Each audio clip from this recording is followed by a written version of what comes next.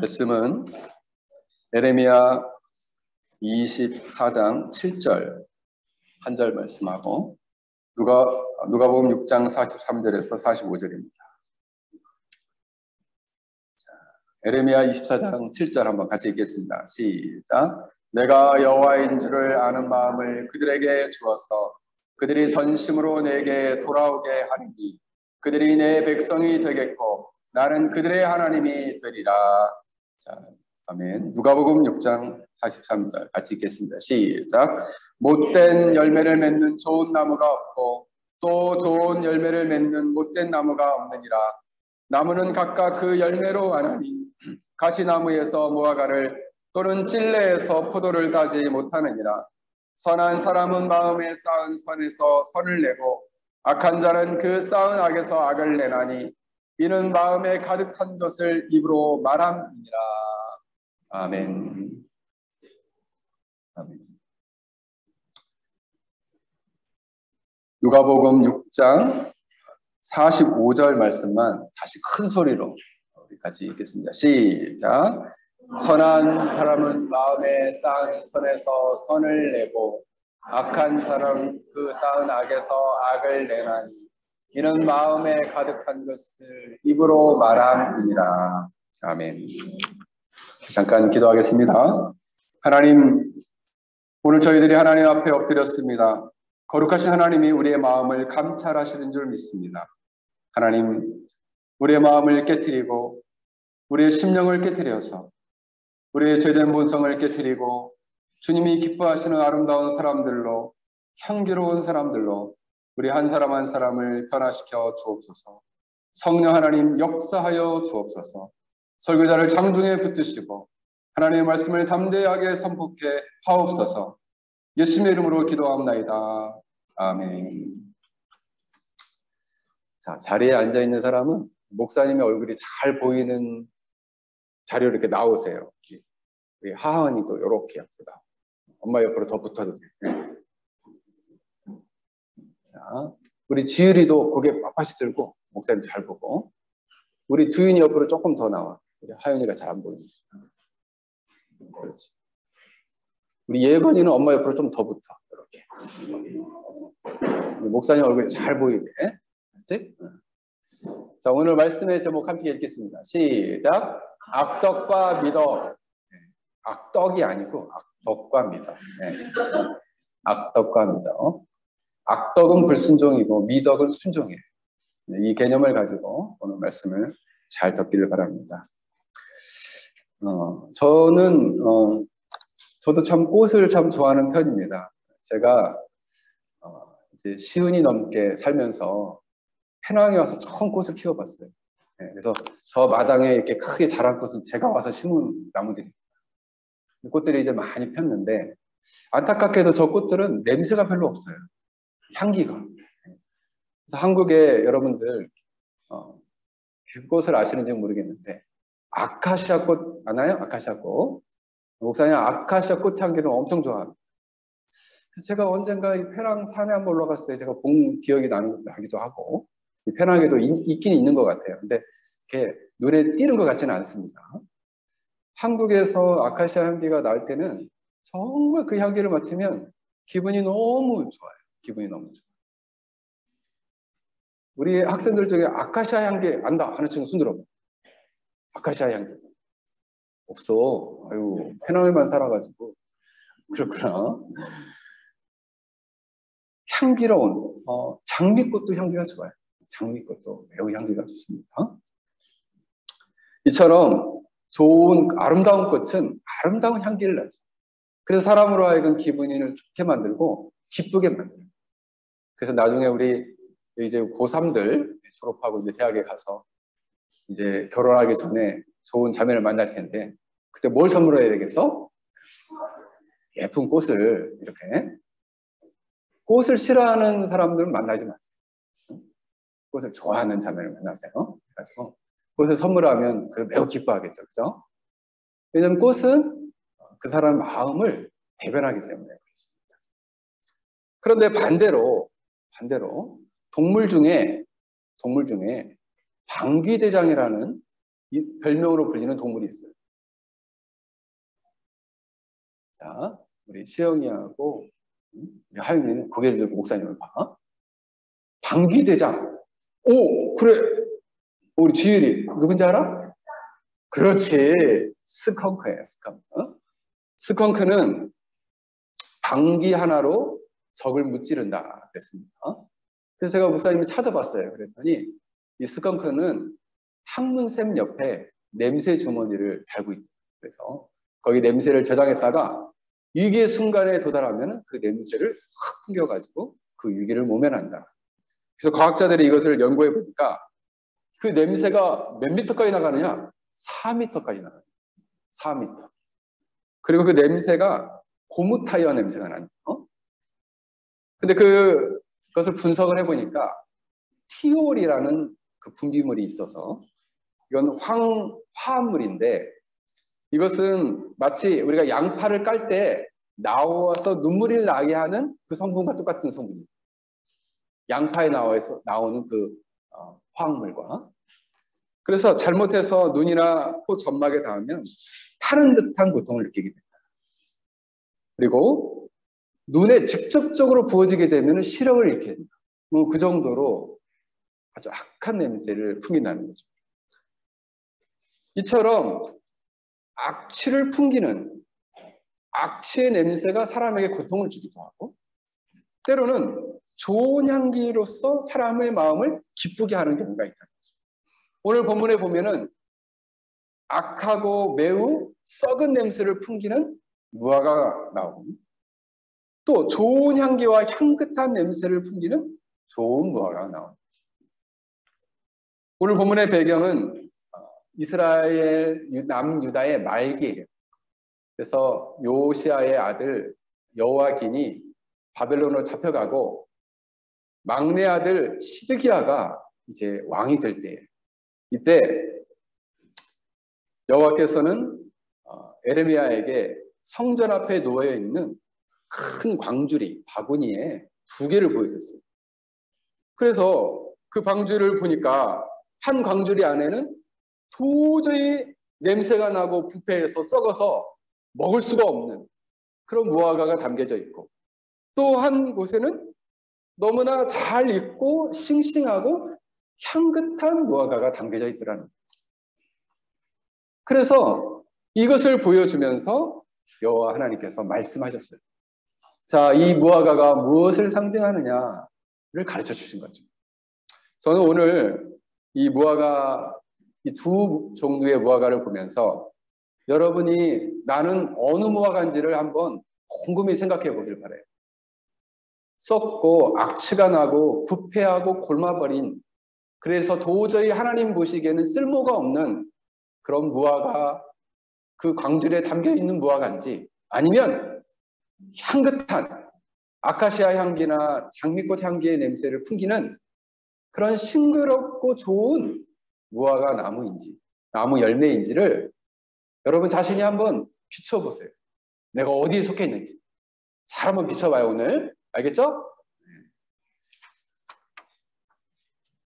1차적으로 오늘 본문에 나오는 이 무화과는 성경에 보면 오늘 1절에서 10절까지 본문을 보면 포로로 잡혀간 바벨론의 유다 공동체와 예루살렘에 남아있는 유다 공동체를 또 애굽에 남아있는 유다 공동체를 상징하고 있어요.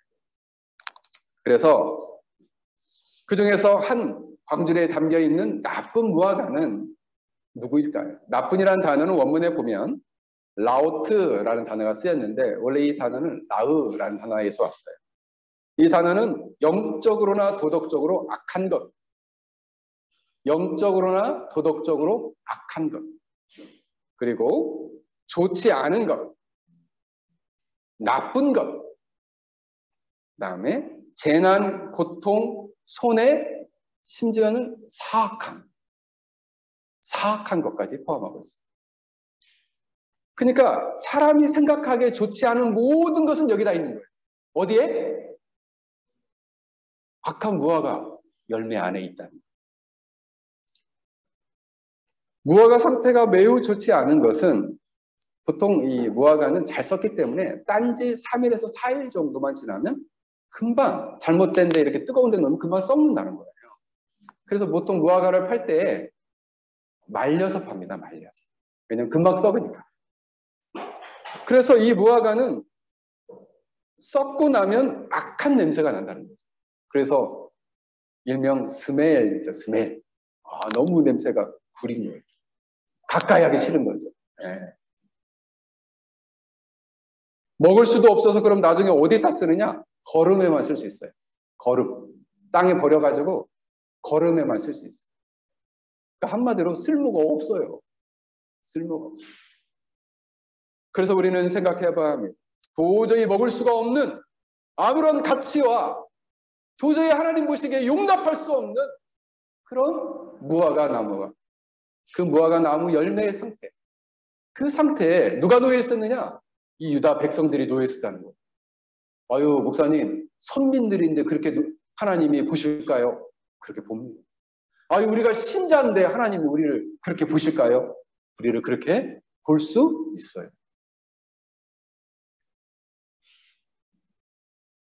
이 악한 나쁜 무화과는 본문에 보면은 8절에 이렇게 나옵니다. 여호와께서 이렇게 이와 같이 말씀하시니라. 내가 유다 왕 시드기야와 그 고관들과 예루살렘에 남아있는 자로서 이 땅에 남아있는 자들과 애굽 땅에 사는 자들은 나빠서 먹을 수가 없는 이 나쁜 무화과 같이 버리되 그들을 버리겠다 말씀하고 있어요. 왜? 나빠서. 여러분, 아니 예루살렘에 남아있는 것 자체가 죄는 아니잖아요. 일명 살아남은 자인데, 살아남은 자. 애굽에 가서 살아남은 자들이 그들까지 나쁜 무화과 열매라고 말하고 있어요. 그럼 왜 그럴까? 그들 안에는, 자, 목사님 잘 보세요. 그들 안에는, 목사님 잘 집중해 눈을 보고, 그들 안에는 뭐가 있었을까요? 우리가 의롭기 때문에 우리는 안 잡혀갔어. 이런 마음이 있었어요. 의롭기 때문에 우리는 예루살렘에 남았어. 이렇게 생각하고 있는 거예요. 또 하나는 이 예루살렘 성은 철옹성이야. 그렇기 때문에 우리는 안전해. 우리는 애굽으로 도망쳐 있기 때문에 우리는 애굽의 힘을 의지하니까 애굽이 우리를 보호해 줄 거야. 라는 마음이 있었어요. 이 모두 다 뭘까요? 불신앙이었어요. 하나님이 그들을 주권적으로 심판하겠다고 선포하셨거든요. 저는 그 선포 거절합니다. 저는 그 말씀 듣기 싫어요. 라고 그 말씀을 불순종하고 있는 거예요. 그래서 나쁜 무화과예요. 그래서 썩은 무화과, 악취나는 무화과가 되었다라는 거예요. 그들의 존재가 이렇게 악취가 날 뿐만 아니라 사람들과의 삶 속에서 사회 안에서도 악취나는 삶을 살기 시작했어요. 그래서 주위에 매우 악한 열방의 나라들과 똑같아졌어요. 부정과 압제로서 공의와 정의를 타락시켜버렸습니다. 그들은 왜 이렇게까지 하나님의 심판의 명령을 거절하고 불순종하고 그리고 왜 이렇게까지 하나님을 의지하지 않고 더럽고 악한 인생을 살 수 있었을까요? 그것은 바로 뭐냐면 그들 안에 잘못된 신앙, 잘못된 신념을 가지고 있었기 때문이에요. 그리고 무엇보다도 하나님의 말씀 앞에 순복하기를 싫어했기 때문입니다. 순종하기를 싫어했기 때문입니다.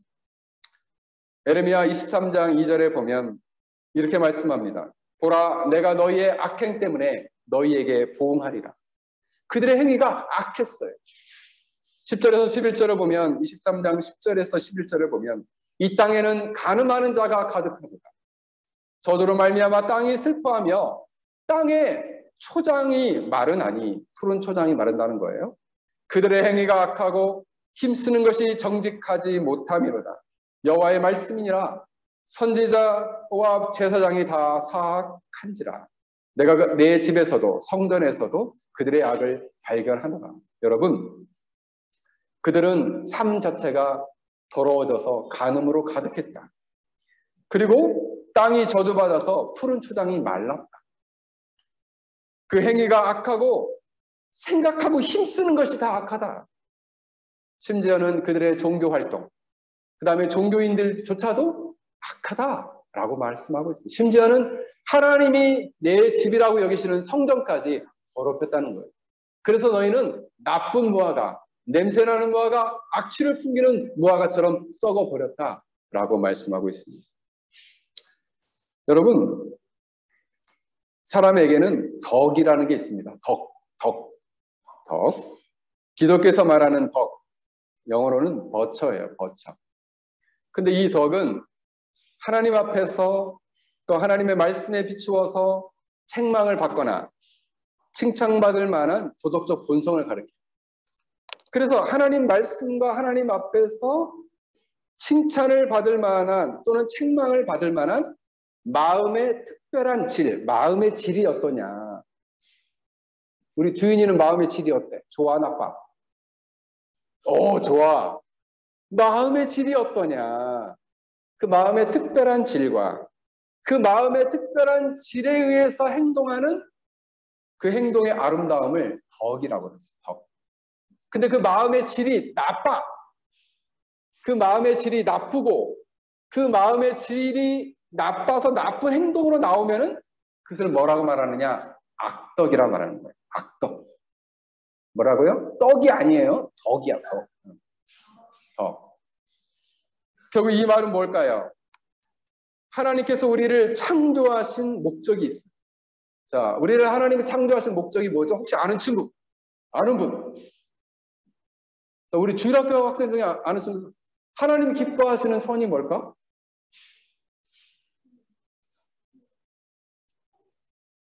그래, 우리 현진이. 거짓말 안 치는 거. 자, 우리 하연이 한번 얘기해. 세 가지 영광 중에 효과적 영광. 그렇습니다. 하나님을 기뻐하고 즐거워하며 영화롭게 하는 거죠. 영원토록 그를 기뻐하고 즐거워하는 그 선을 향해서 그 선을 향한 목적에서 이탈하려고 하는 마음의 움직임 그리고 행위를 악덕이라고 하는 거예요. 그게 뭐예요? 하나님의 뜻을 반하는 못된 마음씨, 못된 행동 이것을 뭐라 그래요? 악덕이라고 말한다. 악덕. 쉽게 말하면 악한 마음, 못된 마음씨 씨가 뭐예요? 질이죠, 질. 못된 마음씨 그리고 못된 행동 그 뭐예요? 악덕이에요. 악덕.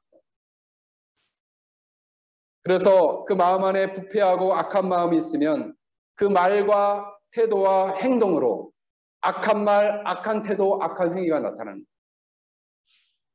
우리가 누군가를 미워하면 말이 먼저 사납게 나오고 공격적으로 나오고 가시돋친 말이 나오고 그리고 상처 주는 말이 나오고 그리고 이 말로 안 되면 어떻게 해요? 행동으로 이어지게 되는 거예요.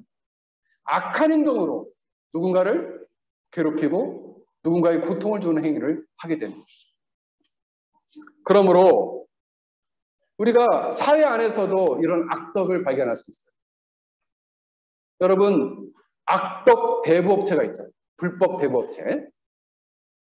어떤 사람이 돈이 너무 급해가지고 길을 걷다 보니까 전단지가 하나 있더래. 그래서 그 전단지를 딱 보니까 돈 급한 대출해 줍니다. 그래서 전화를 했어요. 근데 많이 빌린 것도 아니에요. 60만 원을 빌렸어요. 이거 실화예요, 실화. 60만 원을 빌렸는데 일주일 만에 그래서 급한 불은 껐다 생각하고 돈을 무작정 빌렸어요. 그랬더니 일주일 안에 100만 원을 갚으라는 거예요. 그래서 일주일 안에 어떻게 지금 60만 원이 없어서 그 돈을 다 써버렸는데 100만 원 어떻게 갚아요? 일주일 안에. 못 갚았죠. 그러니까 이게 계속 늘어나는 거예요. 계속.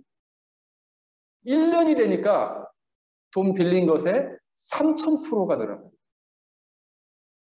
그래서 이 돈을 갚지 않으니까 이 사채업자들이 문자를 보내고 전화를 하고 새벽에 전화하고 심지어는 그 사람의 아들, 그 사람의 딸이 고등학교를 다니는데 그 고등학교까지 찾아가겠다는 거예요. 돈 갚으라고 누구한테? 그 자식한테 가겠다는 거예요. 그래서 이 사람이 너무 견디지 못해가지고 경찰에 신고했어요. 그냥 너무 괴로워서 신고했는데 그렇게 하는 것은 불법인 것을 알게 됐어요. 우리나라가 이렇게 이 사채업자에게 빌리면은 최고 많이 받을 수 있는 게 한 28% 가까이 됩니다. 28%. 그래서 제가 우리 여기 있는데 우리 아들한테 대학 가기 전에 제가 그랬어요. 사채는 빌려 쓰지 마. 죽을 때까지. 제가 여기 우리 페낭 열린교회 자녀들에게 얘기합니다. 죽을 때까지 예거는 알겠지? 사채는 빌려 쓰면 안 된다. 엄마 몰래 빌려 써야지. 큰일 납니다. 여러분들 영화 같은 데 보세요. 사채 빌려 쓰는 사람, 너 못 갚으면 네 콩팥 내놔. 이렇게 돼. 돈을 갖다가 절대 남의 돈을 그렇게 함부로 빌려 쓰면 안 돼. 그럼 너무 힘들 때는 어떡하나요? 엄마 아빠한테 전화해. 미안해서 그러죠. 미안해서 괜찮아. 엄마 아빠한테 사채는 빌려 쓰지 말아라. 질문 받는 시간이 아니야.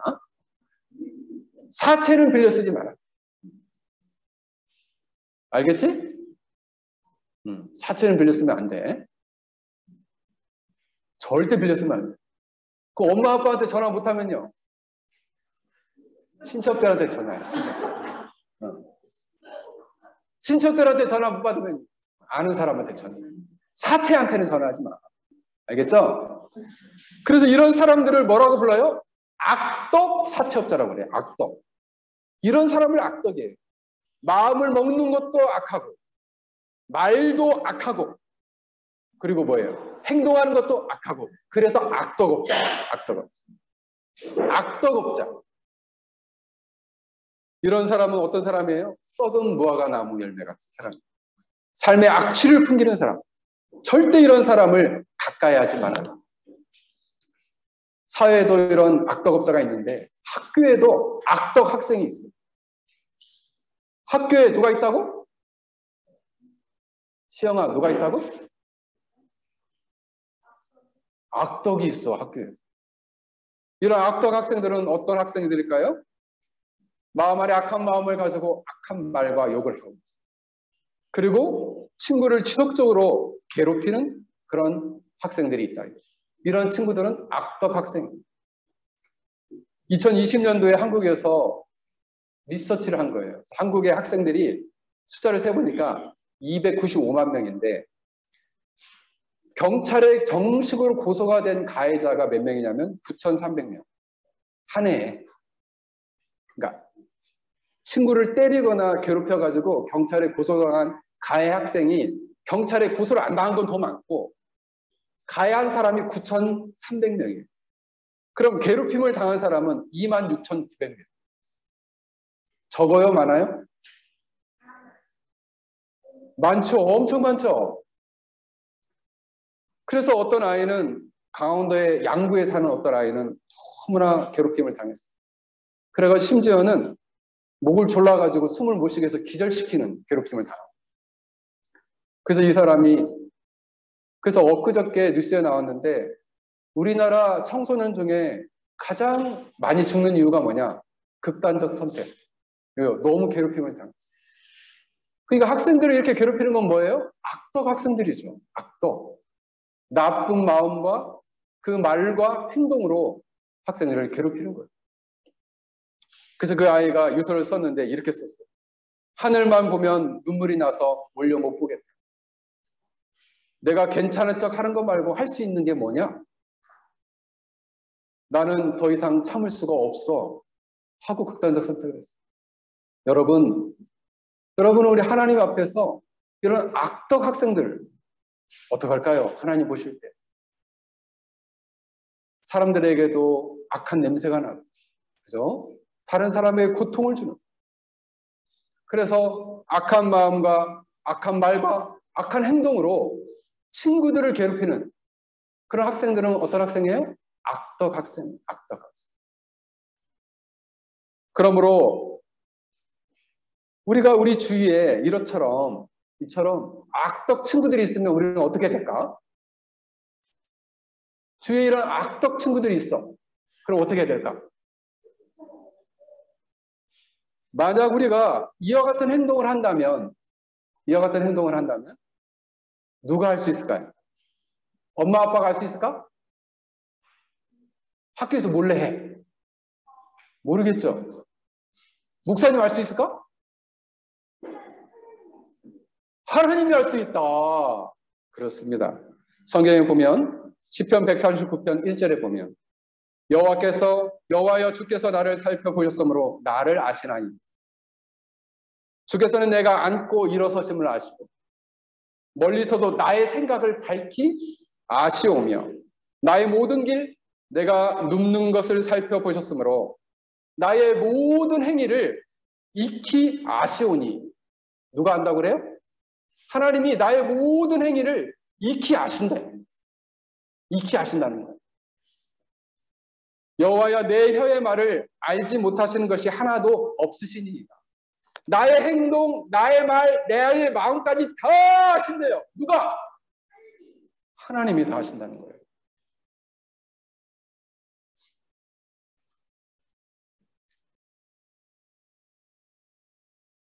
이번에 제가 어떤 학생을 이제 면담하는 가운데 제가 잠깐 이야기를 했어요. 너의 행동을 엄마 아빠가 다 알 수 없다.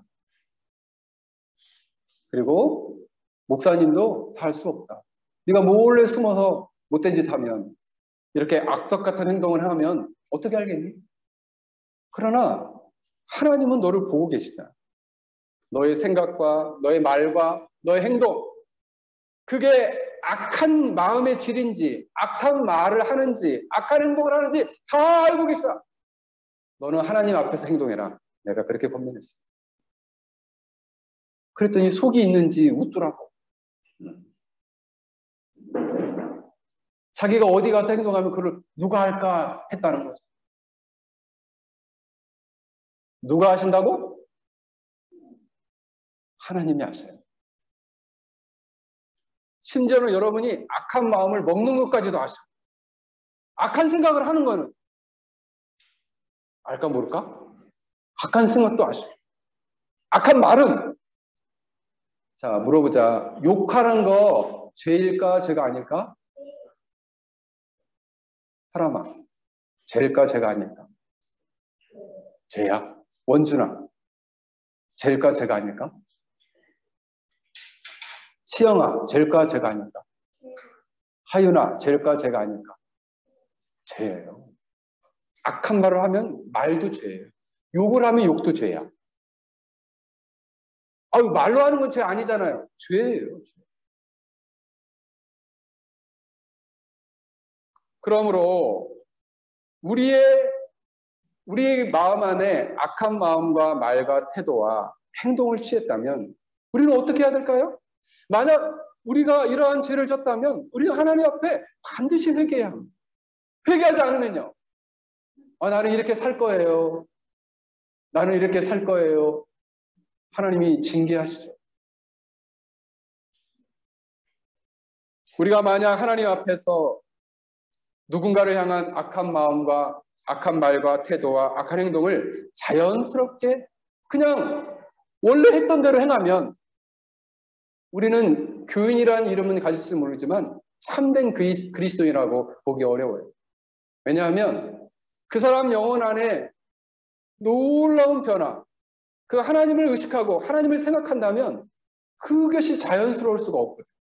누구 눈치를 봐야 되니까? 하나님을 봐야죠. 하나님 나 어떻게 생각하실지. 자, 나는 하나님 보실 때 좋은 무화과일 것 같다 하는 친구 손 들어봐. 손 안 드는 친구 많네. 손 내려. 알았어. 두 사람 계속 손을 드는데. 그래, 알겠어요. 나는 하나님 보실 때 악한 무화과 같다 하는 친구 손 들어봐. 우리 아들만 손.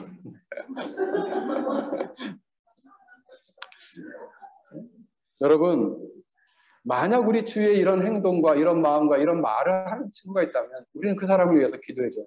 어떻게 해요? 그 마음이 변화되도록, 그 말이 변화되도록, 그 행동이 변화되도록 우리는 그를 긍휼히 여기고 기도해줘요. 뿐만 아니라 우리는 이러한 삶을 조금 어려운 말로는 패역한 삶이라고 합니다. 부패한 삶, 이런 악덕한 삶, 이런 삶을 사는 자는 오늘 본문에 나오는 무엇이에요? 바로 악한 나쁜 무화과 열매다라는 거예요. 경건한 사람들은 두 가지를 잘 지켜야 합니다. 잘 보세요. 경건한 사람들은 두 가지를 잘 지켜야 돼요. 하나는 뭐냐? 마음을 잘 지켜야 돼요. 어떻게? 악한 마음에 빼앗기지 않고. 악한 마음이 우리 안에 잠깐 들어올 수 있겠죠? 예수님을 믿는 사람도 악한 마음이 잠깐 들어올 수 있어요. 그러면 그 마음이 들어왔을 때 어떻게 해야 될까? 우리 두 사람은 오늘 손들기로 경쟁하기로 했어? 그래, 한번 얘기해보자. 현진이. 기도해야 돼. 그렇지. 기도하면서 이 악한 마음을 빨리 털어버려요. 하나님, 이 악한 마음이 들었어요. 빨리 버리게 해주세요. 빨리 털어야 돼. 그럼 말로 금방 욕했어. 그럼 어떻게 해야 돼? 나 이제 금방 욕했어. 그래서 죄를 입으로 막 범했어. 자, 우리 주인이 어떻게 해야 돼? 막 입으로 금방 욕했어. 그럼 어떻게 해야 돼? 크게 얘기해봐. 회개해야 돼. 그 즉시 회개해야 돼. 그 즉시. 하나님, 나 이제 금방 욕했어요. 죄송해요. 용서해 주세요. 회개해요. 바로. 그래서 경건한 사람은 첫 번째 마음을 잘 지켜요. 어떤 마음을 지켜야 되느냐? 왜 욕을 할까요? 왜 사람을 괴롭힐까요? 그 사람을 향해 얕보는 마음, 무시하는 마음, 그리고 미워하고 싫어하는 마음, 질투하고 시기하는 마음, 그리고 우울한 마음, 깎아내리고자 하는 마음, 가시돋친 마음, 그런 마음이 있기 때문에 그런 말이 나오는 거예요. 그 마음을 지속적으로 품고 있다면 악독스러운 마음을 갖게 됩니다. 또 하나는 뭘 잘 지켜야 되느냐? 입술의 말을 잘 지켜야 돼. 말.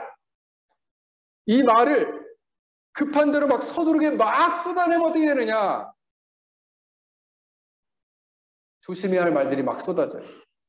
얕보는 말, 무시하는 말, 미워하고 싫어하는 말, 우울한 말, 질투하는 말, 깎아내리는 말, 가시돋친 말. 개그맨들 중에서도 어떤 사람은 그러니까 탁월한 사람들은 개그맨들 중에서는 어떤 탁월한 사람들은 누군가를 깎아내리기보다는 자기 자신을 좀 억울로 해가지고 다른 사람에게 기쁨을 준다는 거예요. 근데 좀 질이 안 좋은, 질 나쁜 개그를 하는 사람은 다른 사람을 뭐 깎아내가지고 너 이상하게 생겼다, 너 방구처럼 생겼다, 막 이런 식으로 다른 사람을 깎아내려가지고 웃긴다는 거예요. 근데 그런 개그는 아주 질 낮은 악덕 개그맨이에요. 악덕 개그맨. 오늘 악덕 많이 나오네. 왜요? 깎아내리고 다른 사람에게 피해를 줍니다. 잠언 29장 20절에 보면 제가 어제 새벽 설교한 설교 본문인데 내가 말이 조급한 사람을 보느냐 그보다 미련한 자에게는 오히려 희망이 있느냐 말씀하고 있습니다. 여기서 본문에 조급함이라는 단어는 우추라는 단어가 쓰였는데 급히 재촉하다 서두르다. 그러니까 말을 너무 급히 서둘러서 막 쏟아내면 어떻게 되느냐? 신중하지 않고 함부로 쏟아내는 사람은 타인에게 다른 사람에게 상처를 주기가 쉽다는 거예요. 그리고 다른 사람으로 하여금 얄밉게 보이거나 원한을 사게 되거나 보복을 당할 수 있다는 거죠. 왜요? 말이 너무 빠르기 때문에 그 사람과 공감하며 그 사람을 들어주고 그 경우에 합당한 말을 하기보다는 자기가 하고 싶은 말을 다 그냥 하고 땡! 하고 끝나는 거예요. 자기 할 말 다 했어. 그런 거죠. 그럼 어떻게 될까요? 그럼 입술을 잘 지키지 못한 거예요. 그래서 성경은 이렇게 말합니다. 야고보서 1장 19절에서 20절에 보면 내 사랑하는 형제들아 너희에게는 너희가 알지니 사람마다 듣기는 속히 하고 말하기는 더디하며 성내기도 더디하라. 듣기는 속히 하되 말하기는 더디하라. 아유 목사님 저는 원래 말이 느린데요. 좋은 거예요. 그래서 경건한 사람들에게는 뭐가 필요하느냐? 입술의 신중함, 입술의 주의 깊음, 그리고 다른 사람을 배려하려는 마음이 필요하다. 여러분, 사랑하는 성도 여러분, 여러분들은 어떤 향기를 내는 무화과 나무 열매입니까? 우리의 입술과 우리의 마음이 악을 쌓고 있어서 이렇게 악한 말을 쏟아내고 악한 행위를 드러내면 우리는 어떤 사람이에요? 악덕 신자예요. 악덕 신자. 악덕 교인. 여러분들이 이 페낭 땅 좁은데 우리 페낭 열린교회 누구누구가 악덕이더라 이런 말 들으면 어떻겠어요? 그러면 안 되겠죠. 여러분들은 그러면 신자는 그러면 이렇게 썩은 열매로 사는 자들에 대해서 하나님의 무서운 징계는 어떻게 나타났습니까? 오늘 본문에 보면은 시드기야 왕과 고관들과 예루살렘에 남아있던 모든 자들은 회개하지 않았어요. 돌이키지 않았어요. 그래서 그들은 바벨론의 포로로 잡혀가고 시드기야 왕은 눈이 뽑혀서 쇠사슬에 묶여갔어요. 그래서 성경에서 보면 그들에게는 칼과 기근과 전염병이 임했다 이렇게 말하고 있어요. 그러니까 이렇게 악덕 인생을 사는 자는 하나님이 반드시 인생에 좋은 것을 오는 것을 보지 못하고 이렇게 가시밭길이 놓일 것을 말씀하고 있는 것입니다. 사랑하는 성도 여러분, 우리는 이렇게 악한 마음, 악한 말, 악한 행동에서 돌이켜서 하나님이 기뻐하시는 삶을 살 수 있기를 주의 이름으로 간절히 축원합니다. 그렇다면 좋은 무화과 나무 열매는 뭘까요? 누구일까요? 좋은 무화과 열매는 5절에 보면 내가 이곳으로부터 갈대아 땅에 보낸 사람들이다 라고 말씀하고 있어요. 결국 이 사람들은 바벨론에 사로잡혀간 사람. 이 사람들이 좋은 나무 열매였다는 거예요. 좋은 무화과 열매였다는 거예요. 아유, 목사님, 사로잡혀갔는데, 꽁꽁 묶여갔는데 뭐가 좋은 열매예요? 근데 원문에 보면 이상하게 이렇게 표현되고 있어요. 하나님의 절대적인 주권과 계획에 심판도 그 계획이니까 그 계획에 순종하여 잡혀간 자를 말하고 있어요. 그러면 심판도 순종하라는 건가요? 예, 순종하라는 거예요. 그들은 놀랍게도 어떤 선교적 사명을 띠고 바벨론에 간 것처럼 그런 뉘앙스가 이 본문에 풍겨져요. 그래서 하나님께서는 이 사로잡혀간 자들을 회복시키시고 영원히 지키시고 붙들어 주시겠다 약속하고 있습니다. 그래서 오늘 본문에 놀라운 말씀을 하고 있어요. 7절 내가 여호와인 줄을 아는 마음을 저들에게 주겠다. 그래서 저들로 하여금 전심으로 돌아오게 만들겠다. 여호와를 아는 마음을 주겠다. 너무 놀랍습니다. 이 마음이 뭘까요?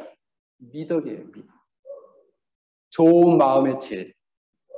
좋은 마음을 어떻게 갖게 돼 있어요? 여호와를 아는 마음을 가질 때. 미덕을 갖게 됩니다. 여러분, 여기서 보면은 이 여호와를 알다, 아는 마음일 때 이 아는이라는 단어는 야다라는 단어가 쓰였는데 이 단어는 표면적으로 그냥 표면적으로 아는 게 아니라 그 내면의 본질을 정확히 느끼고 경험하고 안다는 걸 말해요. 하나님의 사랑과 하나님의 뜻을 정확히 알아서 하나님과의 특별한 사랑의 관계를 회복하고자 하는 그런 마음을 내가 주겠다 이런 거예요. 어떻게 하라고? 하나님과의 올바른 관계를 회복하라고.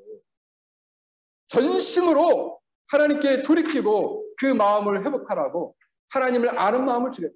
이 하나님만이 참신이요. 이 하나님만이 우리를 유일하게 인도하시고 우리를 구원하시고 이 바벨론의 포로에서 이끄실 하나님이심을 아는 그 마음을 주겠다는 거죠.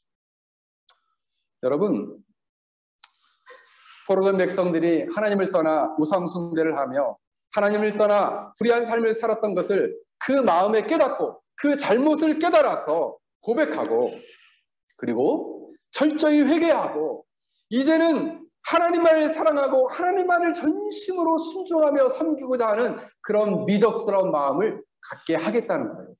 누가? 하나님께서. 그래서 에레미야에는 놀라운 말을 줍니다. 성령을 통해서 내가 이 백성들의 마음에 하나님의 법을 기록하겠다 그래요. 옛날엔 돌판에 기록했는데 성령님이 이제는 그 죄를 깨닫게 하고 너희가 미덕스러운 마음과 미덕한 삶을 어떻게 살아야 할지 마음에 새겨주겠다는 거예요. 그러면 나 예수님 믿고 예수님 영접하면은 그게 마음에 새겨지나요? 예, 새겨집니다. 그게 뭘까요? 생명과 성령의 법이에요. 그래서 여러분들이 누군가에 대해서 악한 말을 했어요. 이거 잘못된 것인데 라고 마음에서 울렸어요. 누가 하실 말씀일까요? 성령님이 하십니다. 이 마음 하나님 안 기뻐하시는데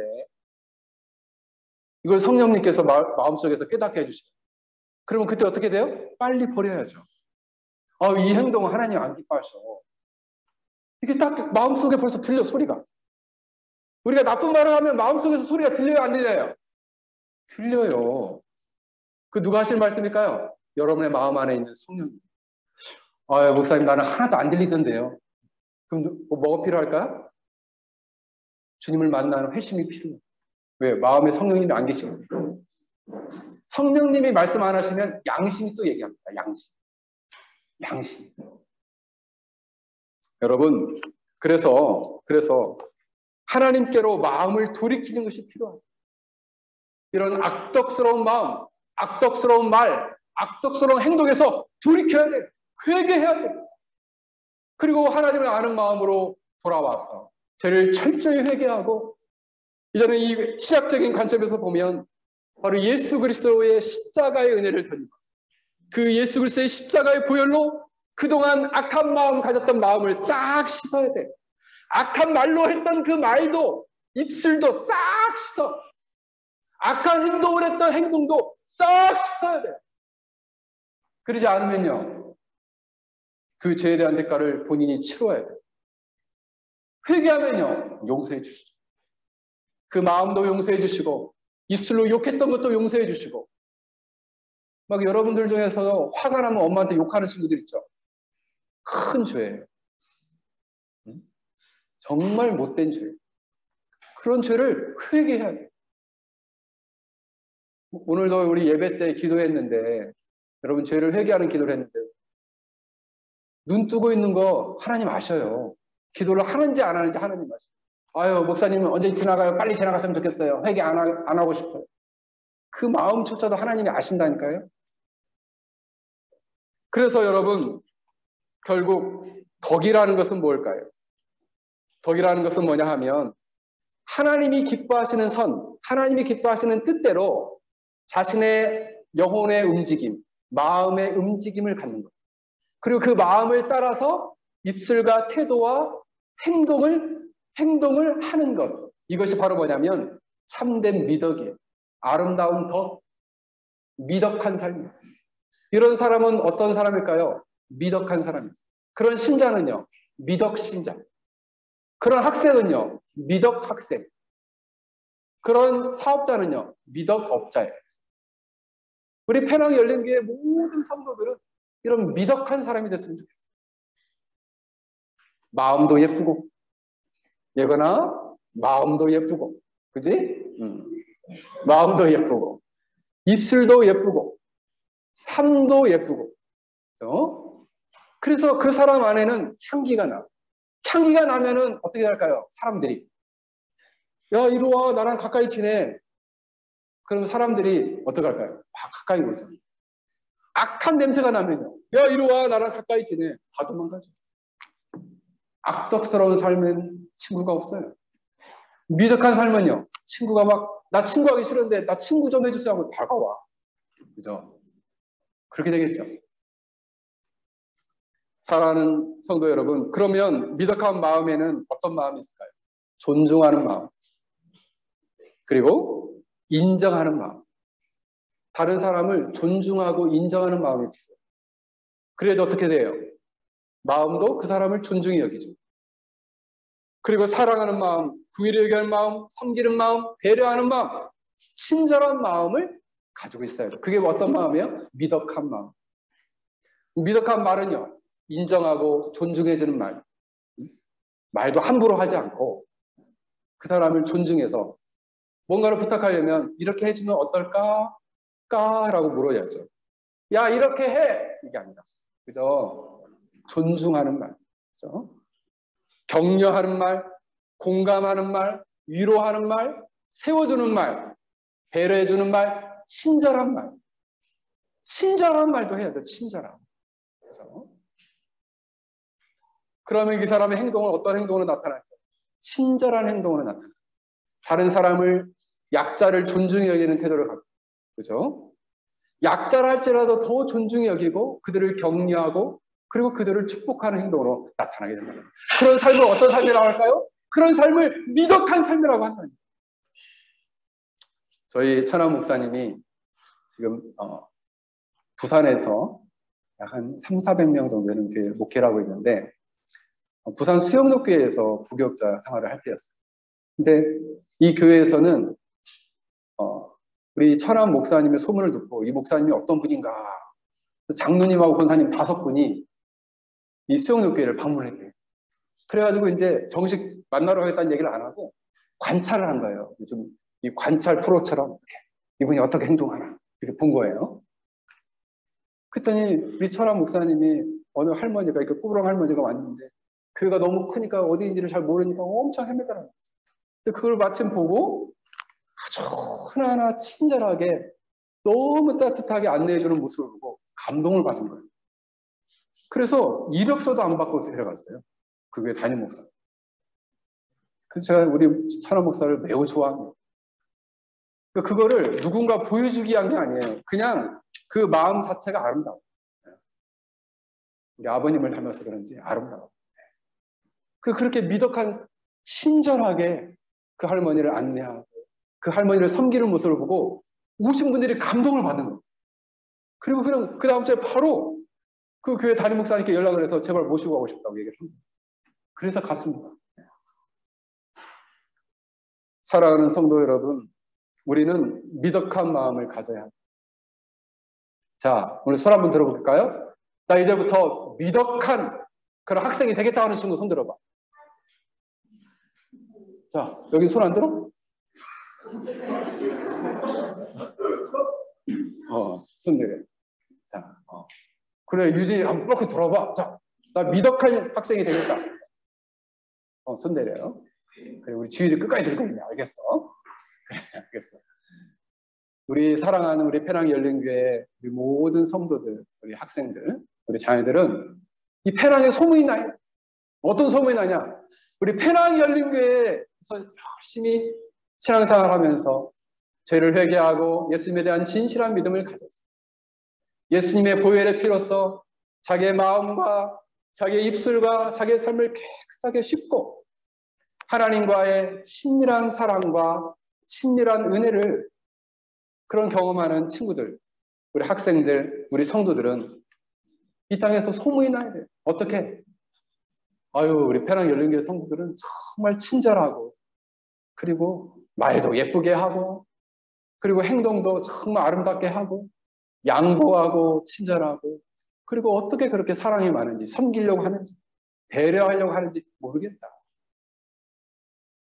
그런 소문이 좀 나한테도 좀 들렸으면 좋겠어요.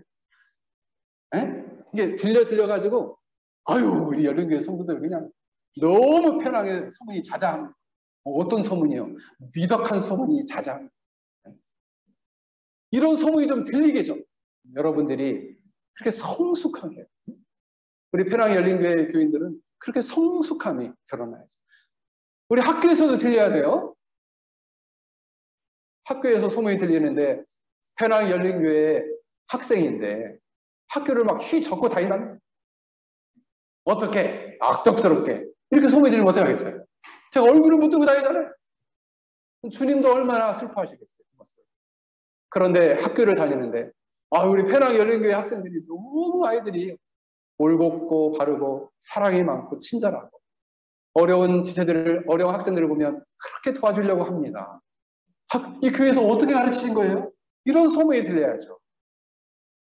나 그런 학생이 되겠다 하는 친구 손 들어. 여기 손 안 들어? 네, 손 내리세요. 그래서 우리 페낭 열린교회 우리 사랑하는 성도들이 이처럼 아름다운 주님의 덕을 선전하고 드러내는 복된 자녀들에게를 주의 이름으로 축원합니다.